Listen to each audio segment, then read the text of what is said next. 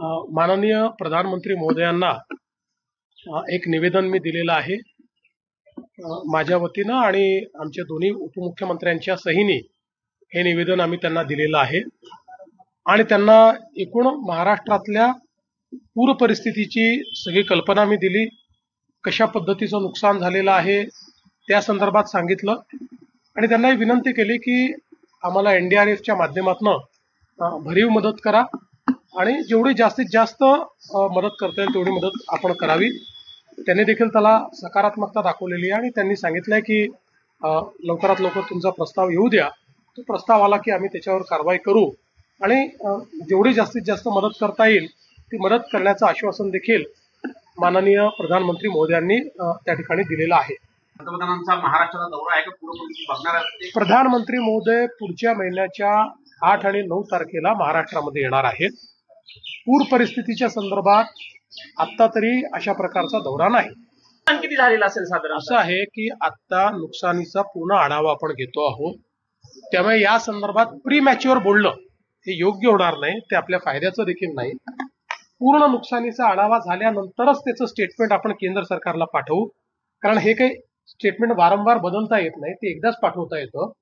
त्याच्यामुळे त्याचा पूर्ण अंदाज आला आणि स्टेटमेंट पाठवलं की ते तुम्हाला रिलीज केलं जाईल। पुढील 2 दिवसामध्ये देखील पाऊस येण्याची शक्यता व्यक्त केली जाते, नागरिकांना काय आवाहन?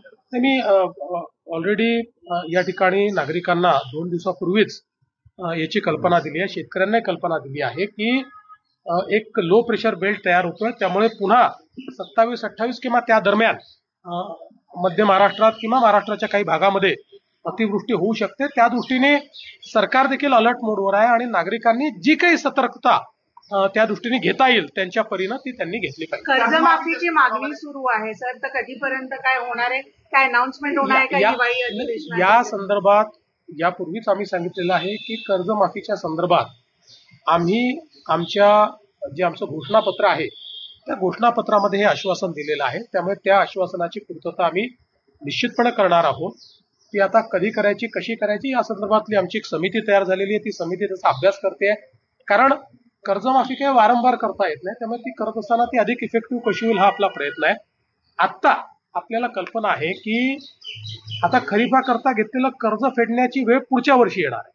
आता शेतकऱ्यांना महत्वाचं काय आहे तर तातडीची त्यांच्या खात्यातली मदत ही अधिक महत्वाची आहे, त्यामुळे ती खात्यातली मदत पहिले करणं ही आमची प्रायोरिटी आहे। ओला दुष्काळ जाहीर करावा, फंडामधून मराठवाड्याला मदत द्यावी। खरं म्हणजे या ठिकाणी पीएम केअर फंडासारखा फंड हा माजी मुख्यमंत्री उद्धवजी ठाकरे यांना तयार करण्याकरता केंद्र सरकारने परवानगी दिली, कोविड करता तो तयार झाला, 600 कोटी रुपये त्या फंडात आले, एक नवा पैसा देखील ते खर्च करू शकले नाहीत आणि आज अवस्था अशी झाली आहे की तो फंड सीएजीच्या नॉर्म्सप्रमाणे कोविड करता तयार झालाय, त्यामुळे इतरत्र खर्च करता येत नाही। त्यामुळे आता त्याच्या नेमकं काय करायचं या संदर्भात आमच्यासमोर प्रश्न आहे। त्यामुळे 600 कोटी रुपये आपल्या फंडात असताना, लोकांनी ते दिलेले असताना आणि लोक पटापटा मरत असताना एक नवा पैसा जे खर्च करू शकत नाही, त्यांनी कोणाला किती शहाणपण शिकवावं